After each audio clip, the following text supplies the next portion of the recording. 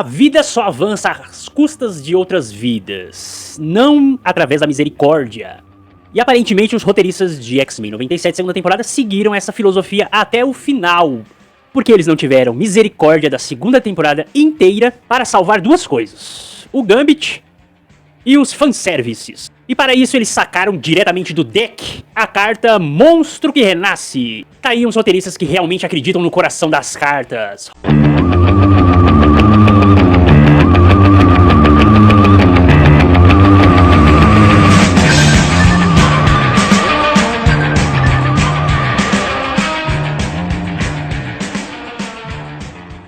Hi Brasil, eu sou o Jimmy, aqui do canal Jimmy Nada Neutro, seu mutante leprechal. Bem-vindos a essa ilha mística, essa ilha fantástica de Hi Brasil, onde a opinião nunca é neutra. E hoje chegamos finalmente ao nono e último episódio da segunda temporada da animação X-Men 97, pessoal. E eu não podia vir aqui finalizar essa jornada com vocês para comentar o último episódio, tá? Se vocês verem que eu estou aqui em plena cobertura de Lanterns da HBO Max, então o cenário ainda é do Lanterns, e eu não quis tirar, ia dar trabalho. É que quero evitar a fadiga. Então eu deixei, só acrescentei um Wolverine aqui em cima da bateria. Então tá um Wolverine aleatório aqui em cima da bateria dos Lanterns. E esse meu Funko do Wolverine também. É a única coisa que eu tenho de X-Men. Então eu já aviso, pessoal, essa resenha, esses comentários são com spoilers. Se você ainda não assistiu o episódio, corre lá no Disney+, assiste e depois cola aqui na resenha comigo pra gente discutir sobre esse episódio. Pra vir reclamar comigo, pra elogiar comigo. Porque hoje, além de falar do episódio, eu quero conversar sobre a conclusão da segunda temporada inteira, né? Bora lá pra ver se eles conseguiram amarrar tudo. Tudo fez sentido no final do episódio, no final da temporada. Já deixa um comentário aí do que vocês acharam, se vocês gostaram da segunda temporada, se vocês acham que ela termina de uma maneira confusa, acelerada. Deixa um comentário, compartilha o vídeo com o seu amigo também, fã de X-Men, nerds, fã de Yu-Gi-Oh! Bora lá pra resenha do episódio. Temos, pessoal, o ataque a X-Corp.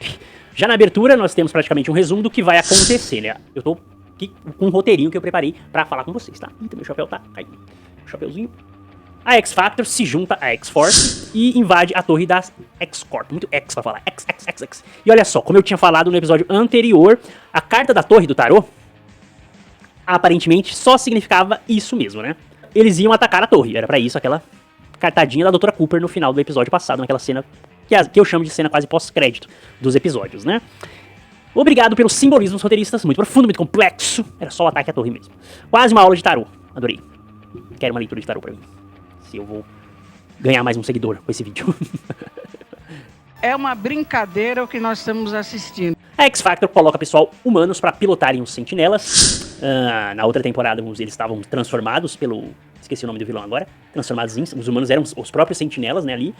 E aqui eles colocam os humanos novamente pra pilotarem os sentinelas, o que visualmente me lembrou, essa minha mente maluca, bastante o Pacific Rim. Pacific Rim não, né? Pacific Rim. O Círculo de Fogo aqui na versão brasileira. Versão brasileira Alamo. Versão brasileira Cinevídeo. Adorava essa coisa. Eu sonhava em ser o dublador. Versão brasileira Gota Mágica São Paulo. Pena, não consegui. Tudo que eu sonhava eu não consegui.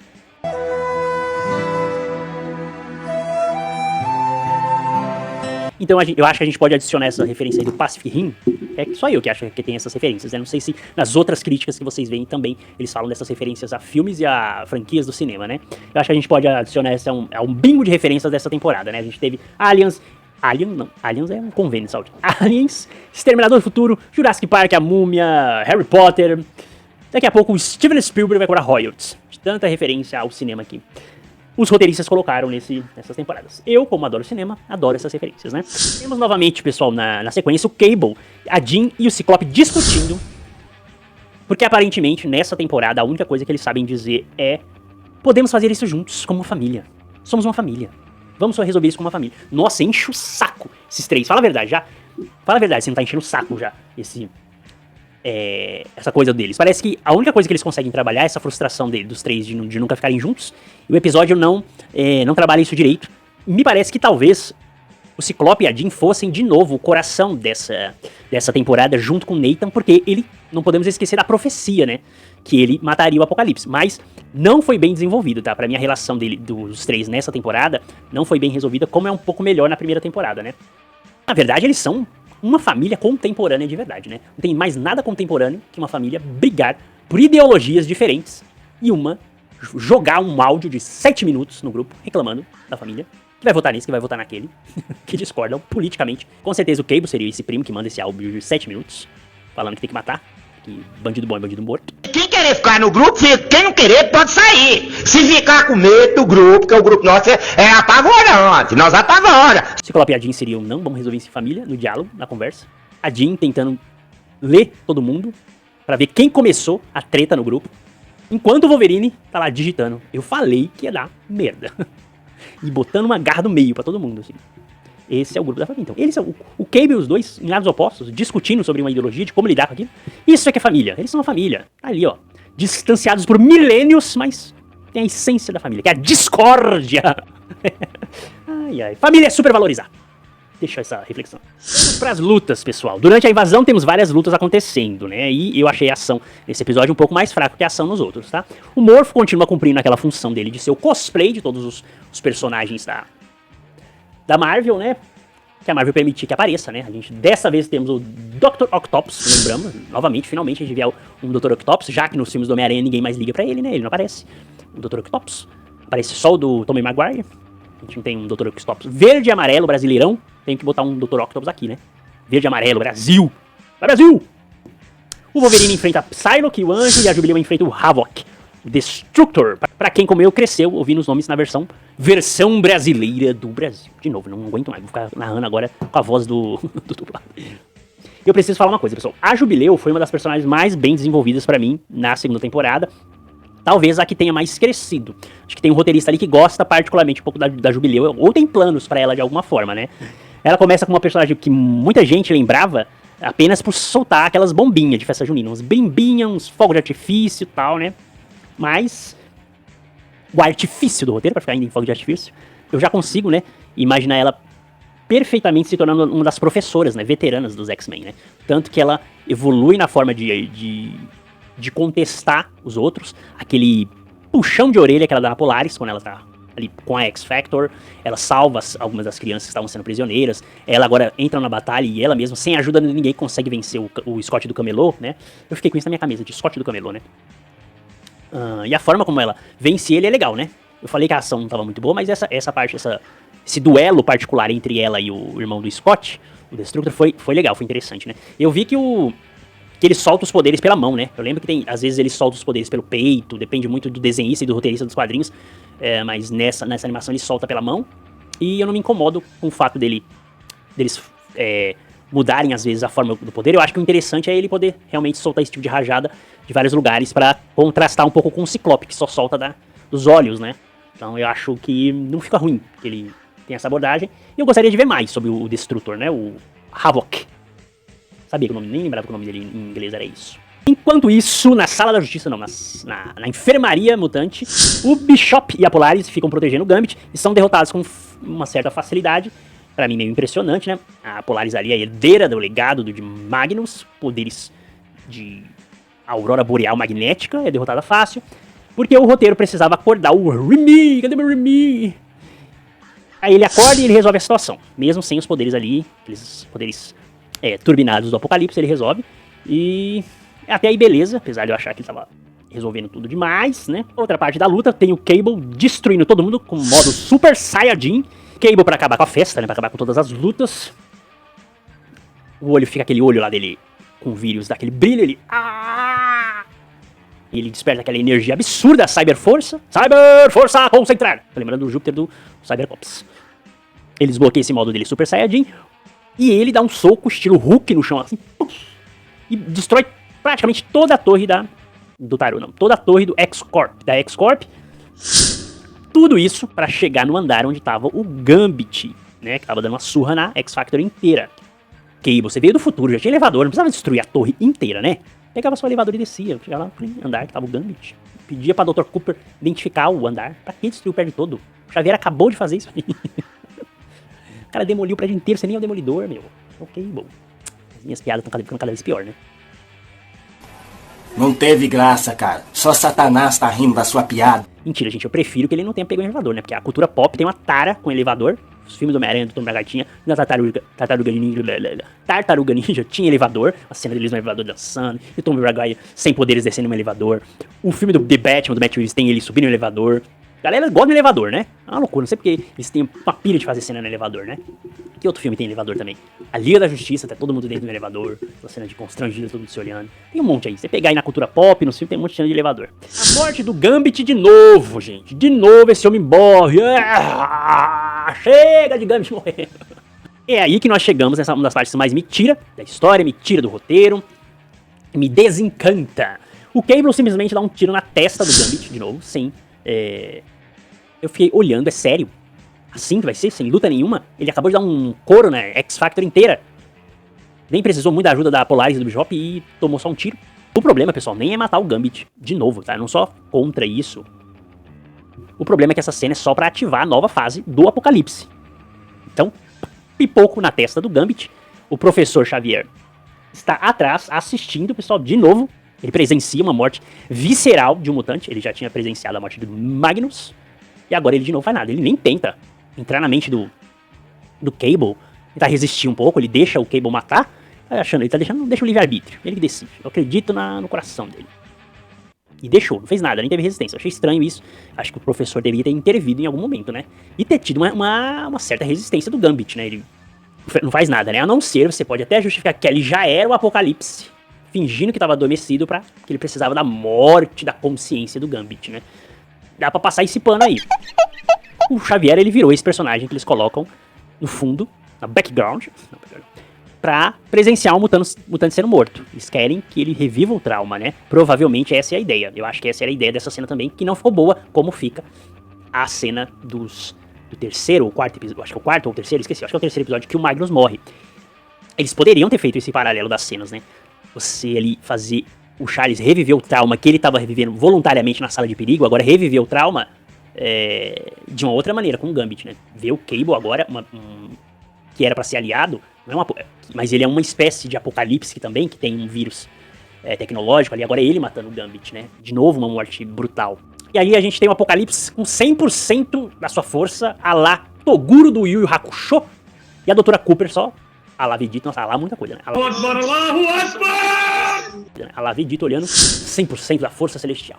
O miserável é um gênio. Eu não achei que ficou interessante a mistura do visual, tá, gente? Esse visual do Gambit com o Apocalipse ficou pelo menos melhor da parte cinzenta, né? Aquela coisa meio cinzenta dele, um Gambit zumbi, né? Cavaleiro da Morte. Ainda mantém nesse visual Gambit Lips. Gambit Lips é um bom nome? Gambit mais Apocalipse? Ou Apoca Gambit. Péssima. Péssimos, como que chamavam antes, que tinha mania de juntar o nome dos casal? Chipa, não lembro mais. Então, cria aí um nome de vocês, são mais criativos.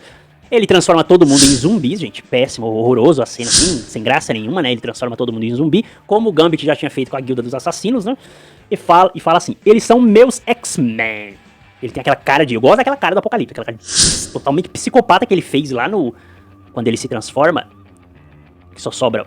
O pessoal volta pro tempo deles, né, os X-Men, sobra o Magneto e o Charles, ele se transforma de vez em Apocalipse e faz aquela cara de bem psicopata, assim, eu gosto dessa cara. E eu pensei que esse momento agora a gente pelo menos ia ter uma destruição do mundo, e ele vai virar um grande vilão ali, né, apesar de eu não estar gostando do visual. Agora a profecia vai se cumprir, a gente vai ter uma puta de uma luta entre o Cable e o Apocalipse, e aí entra o problema, né, pessoal, aí entra um problema, porque nós temos o Celestial Ex Machina. E aí que entra o problema por quê? Porque temos um Celestial que, sinceramente, eu ainda não sei exatamente qual era o plano dele, porque o Apocalipse é uma criação dele. Ele parece uma Jota cósmica que fica fazendo troca-troca o tempo inteiro. Quer trazer outro de volta? Entra pra gente fazer uma troca. Ele é um Mephisto Celestial. Fica barganhando. Eu lembro do Dormammu, eu vim barganhar, do Doutor Estranho. Lembra que ele fica repetindo isso várias vezes? Morre e volta, morre e volta. É quase isso a cena. Ele é praticamente um Banco do Brasil Celestial, tá ajudando os mutantes a destruir a sua própria criação, o Apocalipse, né? E até onde a gente tinha entendido, ele tá cumprindo o destino que o próprio Celestial estabeleceu pra ele há milênios, né? É isso que fica estranho, que faz você não entender essa ajuda do Celestial aos X-Men. E aí, foi o que eu falei, quando a situação apertou, sabia mais como derrotar, o roteiro faz o que eu chamei de Celestial Ex Machina, porque ele transforma a vampira numa espécie de energia oposta à energia do Apocalipse. A energia de vida, né? O Apocalipse mata, né? Ele é morte. E ela vira praticamente a carta da Monstro que Renasce do Yu-Gi-Oh! Lembra que eu falei? O roteiro tá usando. O Apocalipse é uma carta Monstro que Renasce. A Vampira é uma carta Monstro que Renasce. Todos é uma carta Monstro que Renasce. O roteiro sacou a carta, pra gente ficar ainda em jogo de pôquer do outro episódio, pra ainda ficarmos em tarô. A Vampira revive todo mundo, separa o Apocalipse do corpo do Gambit, sugando ali, toque. Agora o toque dela funciona porque ela tá turbinada com o poder do Celestial, que mostrou outra pedrinha pra ela. O Celestial é um traficantezinho, dando pedra pros outros. Transforma, numa das coisas mais broxantes, transformou o Apocalipse numa joia do infinito, numa relíquia, sei lá, o que ele virou, uma pedrinha, uma joia, e entrega pro Cable. E essa é a profecia, ó, você ia guardar, a profecia. Ô, fechou? Falei parecendo o Luxemburgo agora. O projeto. Aqui não tem moleza não, cara, que a moleza mastiga água. Aí que fica uma pergunta. Pra que servia a droga da profecia? Ele não era o cara que ia matar o Apocalipse? Parece igualzinho Game of Thrones. Constrói ali, estimula uma Jon Snow versus Rei da Noite, o encontro entre esses dois, e quem mata é a Arya. A facadinha no... já mata o maço valeriano. É isso, a vampira só virou a nova Arya do momento. Arya. Por que você viu, né, gente? A gente acompanhou o Nathan, o Cable, a Madame Ascanio, aquele futuro distópico que a gente queria até ver mais daquele futuro. A ideia de que o Nathan seria escolhido, a ideia de que ele seria o receptáculo perfeito pro Apocalipse não precisar continuar nessa loucura dele mudar de corpo, meio Orochimaru. A profecia envolvendo o Apocalipse. No final, quem resolve tudo é a vampira. A vampira era o Azor Ahai. E olha que eu gosto da vampira, gente. Não tô reclamando que ela tenha sido parte da solução, tá? O problema é que a temporada, ela parecia que estava construindo outra coisa. Ela parecia que ia para um caminho de Ciclope, Jean, Nathan e Apocalipse. E essa conclusão da profecia que a Madame Ascani apontou no futuro, né? Aquela resistência contra o Apocalipse. Aí chega no final, eles abrem mão disso para construir a relação do Gambit, para retornar na relação do Gambit com a vampira. E eu achei isso mal construído de novo, né? Aí nós temos a parte religiosa voltando, a misericórdia do Noturno. Temos o Noturno indo até o nosso agiota celestial, traficante, para oferecer a própria vida pela vida da vampira. E aqui eu acho que existe uma ideia até interessante, tá, gente? Mesmo que pra mim ela tenha ficado meio confusa, porque no episódio anterior a gente já tinha o Noturno falando sobre essa misericórdia, sobre a fé, sobre acreditar que existem forças divinas tomando essas decisões por nós, essas decisões difíceis, né? Do que é justo, realmente justo, porque cada um luta pelo próprio interesse, né? E eles teriam a função de fazer esse julgamento, de julgar as pessoas, de julgar os seres humanos, os terrestres, né? Os seres humanos, mutantes, tudo, né? Tudo é. E ele tá ali, literalmente, em frente de um ser celestial, né? A abóbora também tá caindo. Boto tanta coisa no cenário também que tudo começa a desmoronar. Apocalipse do meu cenário. Tentando, aí, ele tá em frente do celestial, tentando oferecer a própria vida pra salvar a vida da irmã adotiva ali da vampira. Eu acho que, talvez, pessoal, o roteiro, o que o roteiro queria dizer? A evolução, ela é inevitável, a morte, a vida, ela é inevitável, esse ciclo, ele é inevitável. A máquina, né, pode ser poderosa, mas o que realmente faz os heróis vencerem são esses vínculos, né? O que faz os heróis superarem isso são os vínculos, o amor, a fé, a disposição de se sacrificar pela outra pessoa. Acho que era isso que o roteiro queria entregar. E até é uma boa ideia, mas eu só acho que a temporada chegou nela de uma maneira muito, muito bagunçada. Muito confusa. O problema maior, pessoal, pra mim, da temporada é o Apocalipse, né, no final das contas. Eu fiquei com a impressão que o Apocalipse foi usado só pra, principalmente, na verdade, como mecanismo do roteiro, um jeito de tirar o Gambit do cemitério, como eu brinquei com a carta Monstro que Renasce, né, e colocar ele de volta na série. Eu acho que ficou ruim, você diminuiu a importância do vilão, usando ele só como um instrumento pra trazer o Gambit de volta pros X-Men, pra série, né. O problema não é exatamente ele voltar pra animação. O problema é como que eles fizeram isso, como que ele voltou, porque o Apocalipse ele foi apresentado, gente, como esse vilão gigantesco, uma ameaça que atravessa milênios, tá no passado, tá no presente e tá no futuro. Ele coexiste em todos os tempos, que tá conectado à profecia do Nathan, a evolução, a sobrevivência, e no final, parece que eles eram apenas a carta que eu falei. Ele era só pra ressuscitar. O roteiro ficou pensando, como que eu vou trazer o Gambit de volta? Como que a gente vai fazer? O que a gente vai usar pra trazer? E você acaba invalidando aquele puta cena de morte dele. Eu não gosto disso, quando você constrói um novo elemento que invalida o outro. Eu reclamo um pouco disso em Boruto, né? Que ele acaba invalidando toda a jornada do Naruto do desenho, né? Eu não cheguei a assistir, mas por as pessoas que já assistiram o Boruto, Eles começam a criar novos poderes, tem gente mais forte, e vai, assim, você vai acabando com tudo que você estabeleceu do personagem, de história, de arco da outra temporada, né? Aí quando a gente olha, pessoal, pra segunda temporada como um todo, agora talvez fugindo um pouco do episódio, e pra falar da conclusão e de todos os episódios juntos, né, uma análise mais ampla, a sensação que eu tive é que é uma mistura de peças, acelerada, eles querem fazer fanservice e fazer referências a várias histórias. A gente tem a Ninhada, Terra Selvagem, Ômega Vermelho, Madame Ascani, os acólitos do Magneto que foram mal trabalhados. Aí você tem as 3 equipes, X-Factor, X-Force e os X-Men. Sabe, uma porrada de personagem, história, lugar, fanservice. E eles não amarram tudo isso, eles não conseguem encontrar um ponto, um eixo pra tudo isso. E aí que eu acho que a primeira temporada funciona melhor. A primeira temporada ela também tem essa... que eu brinquei de X-salada de... pra ficar no X...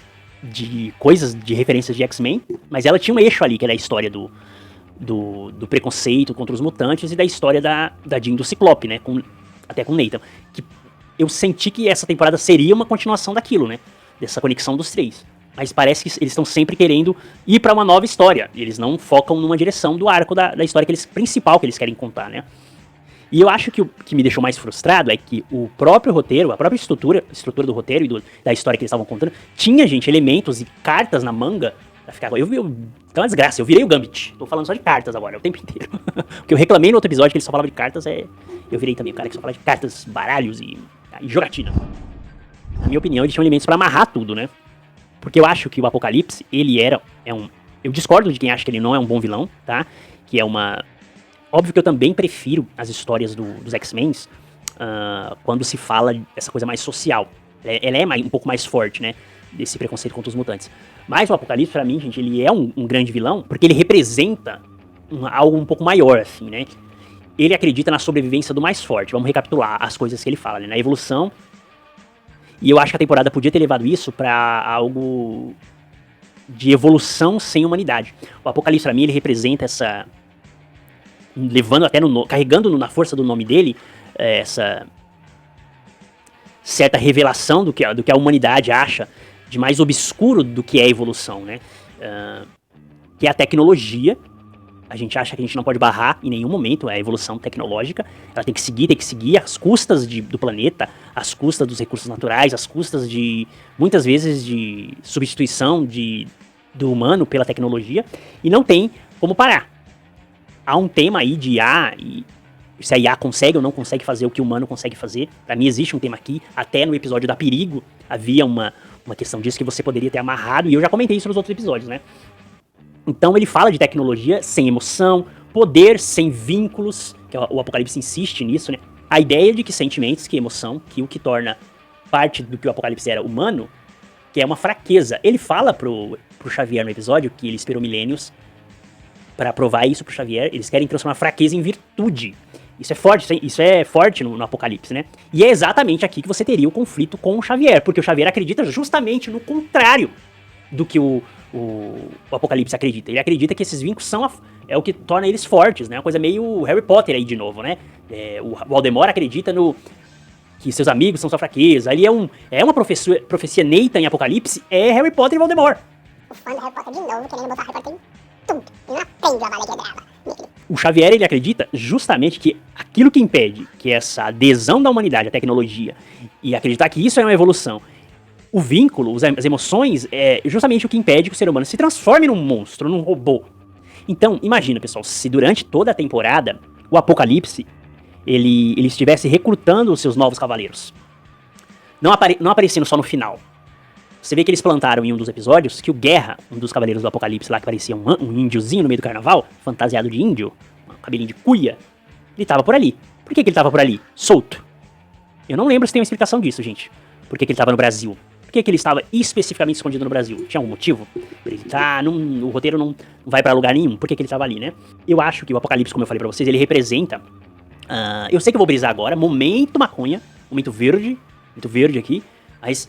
me acompanha nessa brisa, tá? O Apocalipse, ele é essa coisa cybercristã. Bom esse nome, né? Cybercristianismo. Que é... Ele fala dessa evolução. Carrega esse nome do Apocalipse como o fim de tudo. E um fim talvez seja uma interpretação de Apocalipse, o fim da humanidade através da tecnologia, né? Porque a gente acredita que a tecnologia é uma evolução, e não é à toa que ele é essa simbiose do humano com a tecnologia, que ele se une à tecnologia para chegar no seu ápice. A gente acredita nisso, né? O humano está sempre aderindo a novas tecnologias e a menos evoluções emocionais, evoluções sociais. A gente sempre adere a mais às evoluções tecnológicas. Ele representa isso, né? Ele representa a fusão dessas coisas, né? Essa simbiose com a tecnologia. Então, se ele tivesse... Ele fala que ele vai para os anos 90 para recrutar... Para recrutar não, porque é onde os X-Men estão mais vulneráveis. Se ele acredita que o emocional é uma vulnerabilidade, ele poderia ter ido recrutando, usando cada episódio para destruir emocionalmente os X-Men, aliado a Perigo, que era aquela sala de perigo. Era uma inteligência, olha aí, uma IA que conhecia as vulnerabilidades há muito tempo de cada X-Men, tá? Então ele poderia ter ressuscitado o Gambit, para deixar a vampira mais vulnerável, orquestrado o retorno das garras de Adamantium pro Wolverine, tá? Capturado a Polaris, capturado talvez o Colossus, né? Todos esses que tinham coisas emocionais na temporada, para que eles fossem os novos cavaleiros do Apocalipse. Era o que a gente estava esperando, a gente esperava que o Gambit, obviamente, retornaria como um cavaleiro do Apocalipse, não como o próprio Apocalipse, né? Isso ficou broxante, né?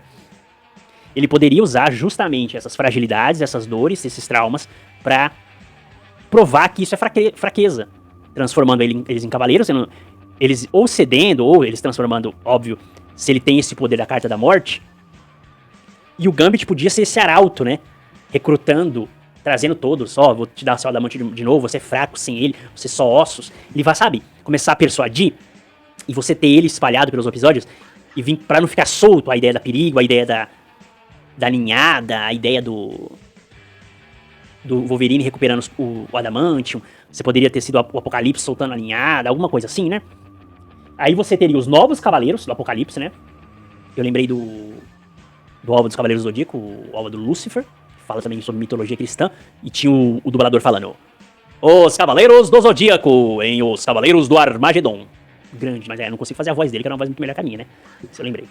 Então o Apocalipse iria manipulando, corrompendo, transformando. E quando a gente chegasse nesse último episódio, nós teríamos apenas os X-Men enfrentando... Apenas os X-Men não, né? Nós teríamos o X-Men aliado às três equipes, percebendo que tinham que se unir contra o Apocalipse. Todos juntos, né? Contra esse fim da humanidade. O fim dos sentimentos, o fim dos vínculos, que é o que representa o Apocalipse. E eles representando o oposto. Representando o que a vampira vem representar essa Deus ex-celestial, né? E a gente poderia ter ainda a vampira sendo esse vínculo para que esses cavaleiros... Ela iria enfrentar o Gambit. A gente teria uma batalha do Gambit com a vampira. A gente teria uma batalha